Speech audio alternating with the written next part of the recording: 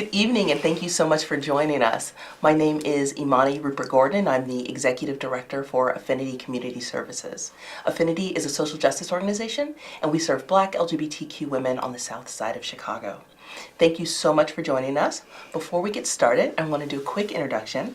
We have Arifa, who is in the studio right now. So remember, this is a call-in show, so if you have any questions or you want to hear yourself talk on television, feel free to call us, and Arifa will be the one that answers. And so when you call, you can tell Arifa what a great job she's doing, and we really appreciate her.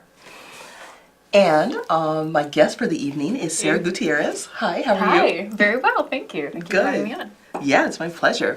So Sarah is a licensed clinical social worker, and she earned her master's degree in social work from UIC. She's completed fellowship work at the Chicago Center for Psychoanalysis and is currently developing a specialization in neuropsychological dynamics and processes of traumatic experience through her participation in sensory motor psychotherapy training. It's a mouthful. Wow. In her therapeutic practice, she has been a companion to children, adolescents, and adults who have histories of complex and developmental trauma, who have experienced sexual and intimate partner violence, and who have confronted challenges related to living with chronic medical illnesses. Sarah, it's an absolute pleasure to have you. Thank you for being here. Thank you so much for having me. Yeah. So let's jump right in. I'm hoping that you can introduce yourself and tell us a bit about how you ended up working specifically in mental health and more about your specialties as a therapist. Absolutely. So I am a psychotherapist, and like you said, I have a history of working with children and adolescents, as well as adults who have experienced a range of traumatic experiences, and we will be able to dig in a little bit more to what that means today. I have just as one of the core values in my life and practice, and in the rest of my life really, is to attend to the well-being and mental health needs of folks in the LGBTQIA communities as well.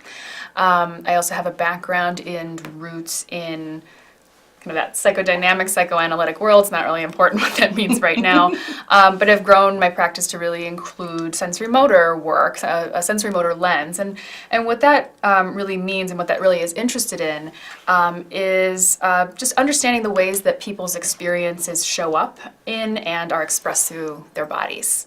Our bodies hold such tremendous wisdom. They tell the stories of our experiences. We just don't tend to tune in as often to how our bodies communicate what we're experiencing and what we need.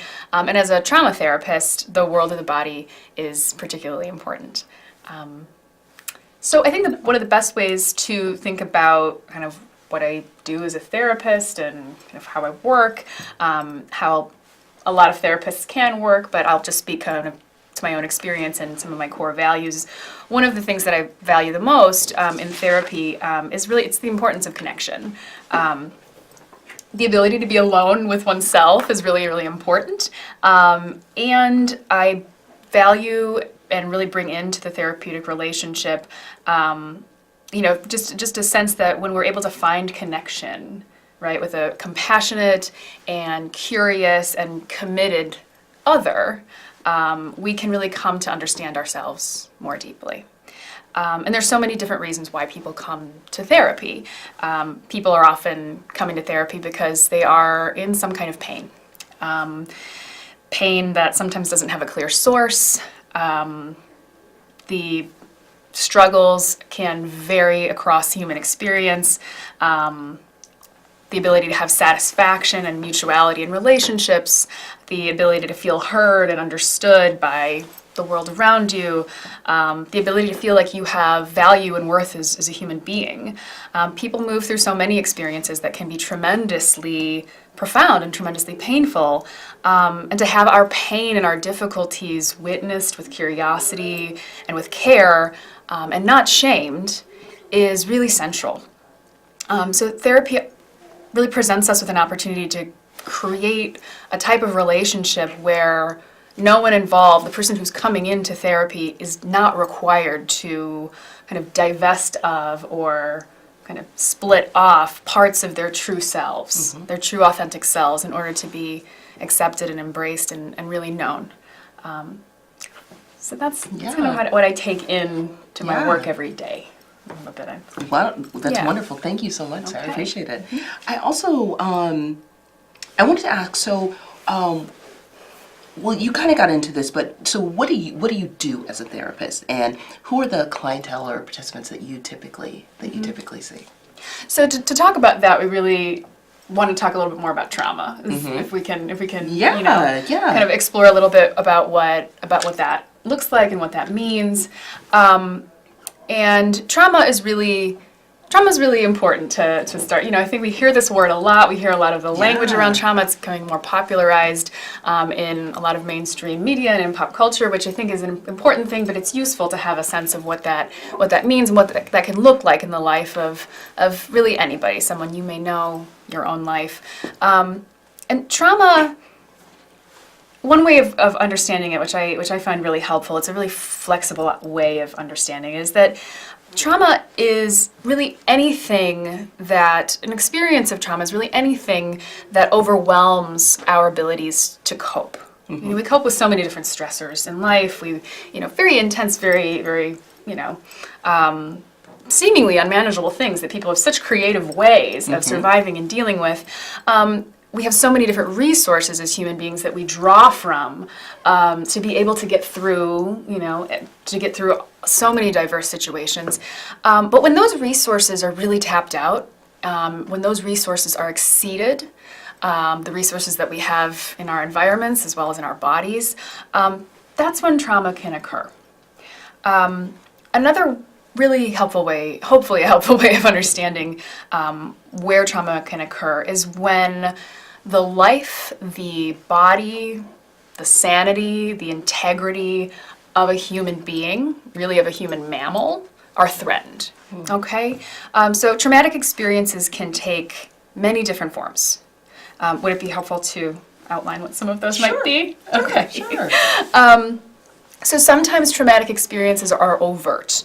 So overt experiences of trauma can be witnessing violence, whether at home, at school, in your community, being physically or sexually assaulted, being in a terrible accident, being in a situation where you very literally have to run for your life or fight for your life. Trauma can also be ongoing. In families, where people have their physical and emotional and psychological boundaries, violated really regularly, where there's maybe chronic ridicule or ostracizing. Maybe the people who are supposed to care for you and ensure your safety are actually the people who are causing physical and emotional harm to you. So especially if you're a child in that environment, you might learn to adapt to certain things that may feel really bad and really frightening. In order to avoid more harm, in order to avoid losing what care and love you do get from that family that you live in. Other settings, other places where traumatic experiences can occur, chronic bullying in schools, at the workplace, at home, within intimate partner relationships. We'll talk about this a little bit more, but it's important to include in this the chronic assault of microaggressions, and also the overt ways that racist and misogynist, ableist, heteropatriarchal aggression and violence can wound and degrade the bodies and the psyches of people of color, of queer people, of people with disabilities. Trauma occurs when we don't have the ability to, or we're denied the ability to escape a threat and find safety and stability in the environment. And exposure to traumatic experiences can really change a person's ability to feel safe and stable in the world. I would love to be able to define a little bit what trauma-informed care might look like. Yeah. I'd love to do, so we have a caller. Why don't we go with the caller? Absolutely. And then we'll go to trauma and then trauma-informed care. Sounds great, yeah. So caller, could we... Good evening, how you doing?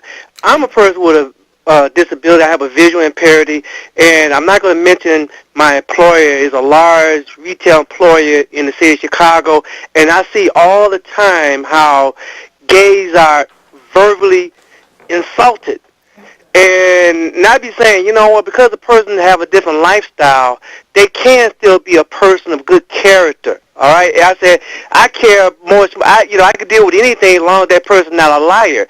And then when I look to see how the laws is on the books and company policies, and I see how these things are being ignored, being overlooked, not being followed at all, and I see how people being affected in terms of the hostility in the workplace. And sometimes you got to find a way to navigate through that. And one of the things I use that has helped me, there's this book, I don't know you're familiar with it, it's called Dealing with Crazy People. And one of the things I don't do, it may be helpful to somebody else, is like a cycle. Somebody say something to you, and you say something back to them, and it's a cycle. And you're just feeding the monster. And I tell some people that happen to be gay that I work with, do this one particular exercise. Let them see nothing but your butt and elbows go in the opposite direction. Gotcha. Thank you so much, caller. We appreciate that. Yeah. Yeah.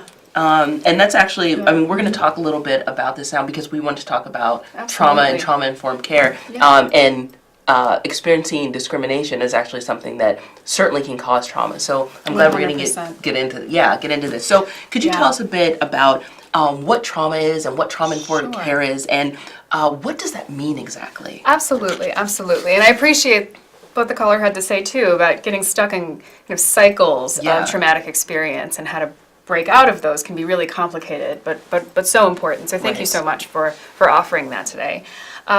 So trauma-informed is another thing we hear about a lot. This is a trauma-informed program, or I'm a trauma-informed, provider, therapist. What does that mean? I'll tell you what I have found it to mean, a useful way of defining it. And so I think that trauma-informed really means that, we approach people with the understanding as well as a very sincere appreciation for the ways that they have had to adapt their responses, their behaviors to things in the face of traumatic experience in order to really protect themselves from experiencing ongoing harm.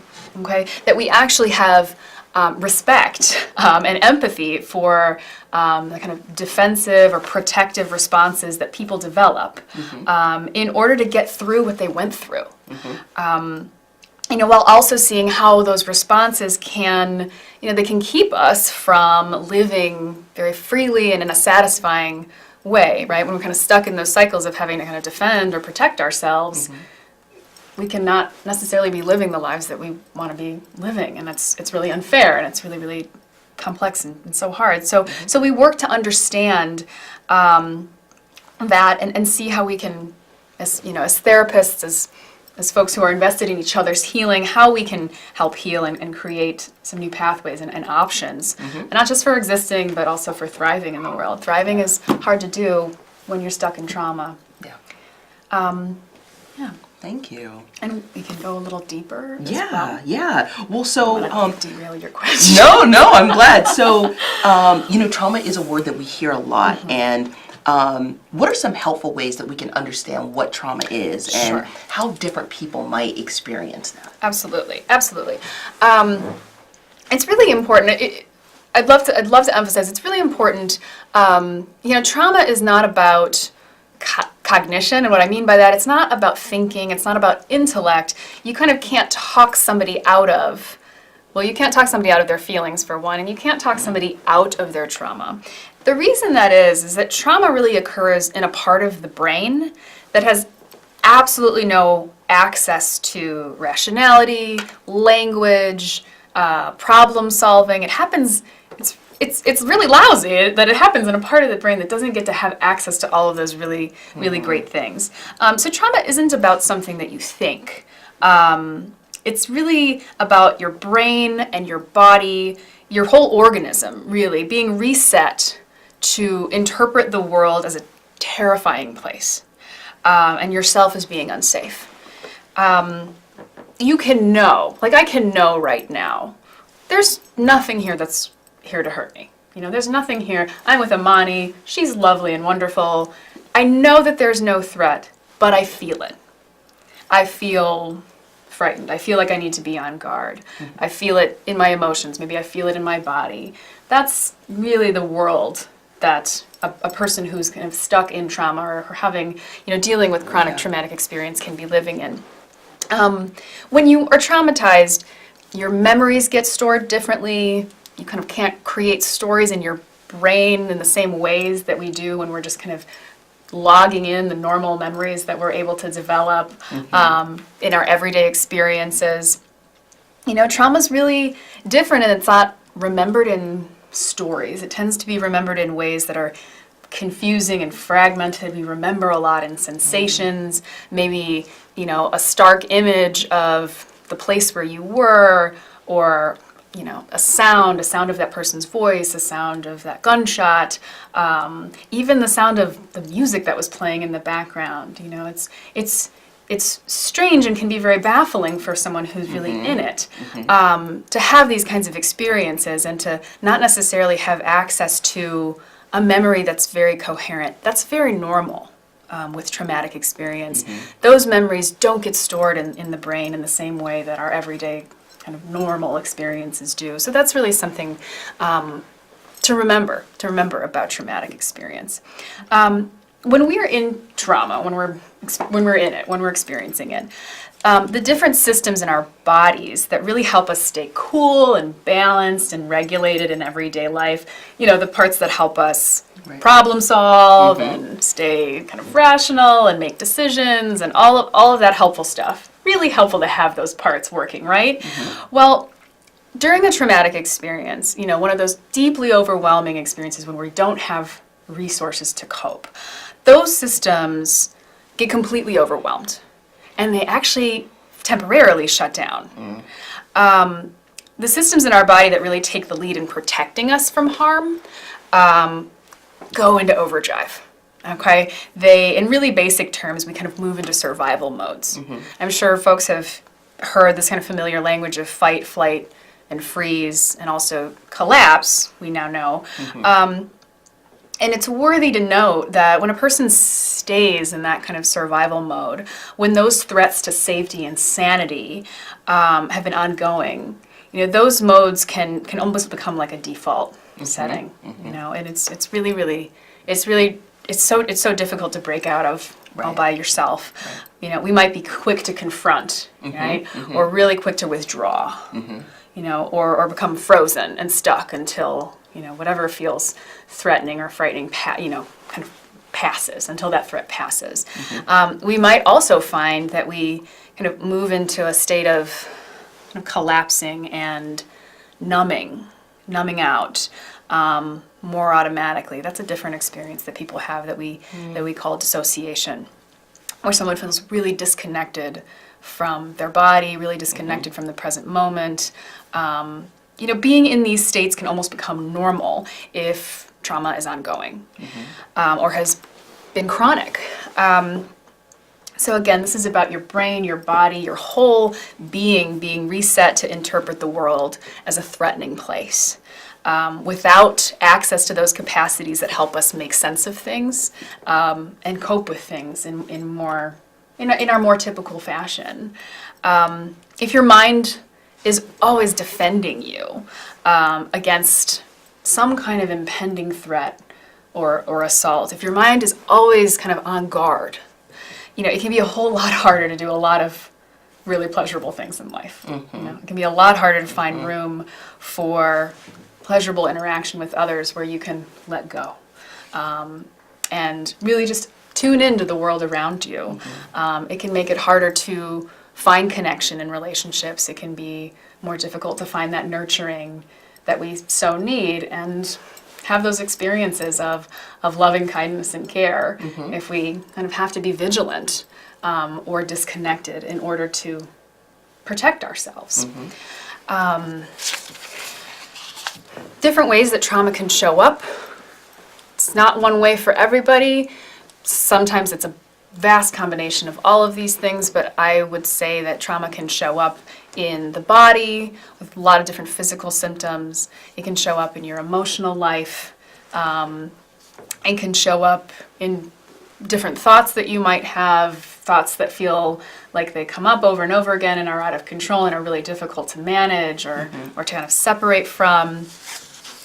Really difficult when a person has experienced trauma to put words to what it is that you're feeling, because remember, there's that part of the brain that kind of goes offline, and one of the parts that goes offline is our ability to have language and words to kind of put to that experience. So that can be a really, really frustrating, a frustrating thing to grapple with for people who are in it and going through it. And also the impact on relationships. Can be hard to navigate boundaries in a relationship, difficult to even establish and maintain trusting relationships. We may distrust or over-rely, actually, upon other people. And a lot of people are also either very, very, very highly aware of the emotional state of another person, or really, really out of touch and unaware of the emotional state of another person, which, as you can imagine, could affect your relationship, whether with your friend, with your partner, with a parent, really with a coworker, with anybody. When these things are going on and impacting our relational life, they can cause a lot of difficulty and a lot of strain. Gotcha. Yeah. Thank you so much, Sarah. Absolutely. So we just have a few minutes left. So I really wanted to get into, with the time that we have left, is really talking about people with marginalized identities. And so how can having a marginalized identity really affect a person's experience of trauma, And if you could talk about that, that would be wonderful. Yeah, absolutely, absolutely. So, and this also factors into what I would say for queer folks of color who are looking for their own therapists is, I won't actually speak to what other people want, but I would, I'd recommend that someone really be asking their therapist potentially to be these kinds of questions, to kind of tune into what the sensitivities are, what the awareness and the consciousness is of that particular person who may be, someone you confide in and are vulnerable with. So talking about trauma really demands, I believe, that we also talk about systemic and interpersonal dehumanization. The trauma and the degradation and violence that's perpetrated upon the bodies and the psyches of people of color, of queer and trans people, of people with disabilities, people who are undocumented, people who are poor and do not have access to class privilege.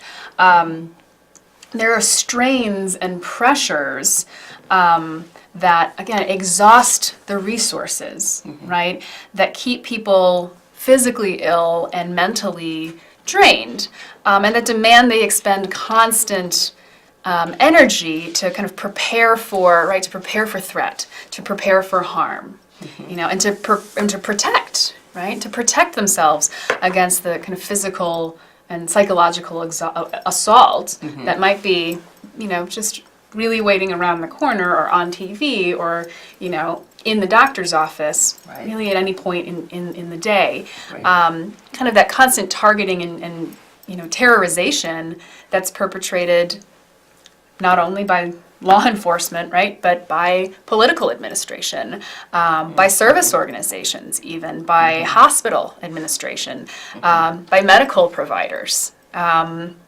Inequitable access to the kinds of resources, the care, the opportunities that should not be luxuries by any means, but that are essential to and necessary for achieving, optimal well-being, or achieving well-being in the first place.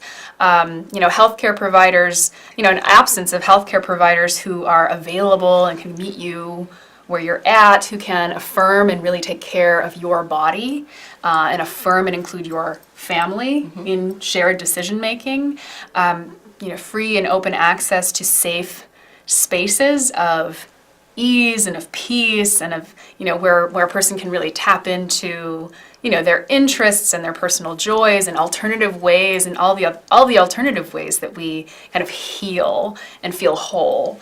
access to the food and the sustenance that, really can nourish a body, access to really diverse spaces and opportunities, again, for healing. I find that many folks with marginalized identities have, become socialized to understand and have to, really fight with that and grapple with that they cannot access well-being, and that they have fewer avenues for healing. Right. And like I always do, I'm a reader of bell hooks, and this is an issue. This is an issue for therapists. This is an issue for the community that we really need to make sure that we're digging into on behalf of ourselves and on behalf of each other.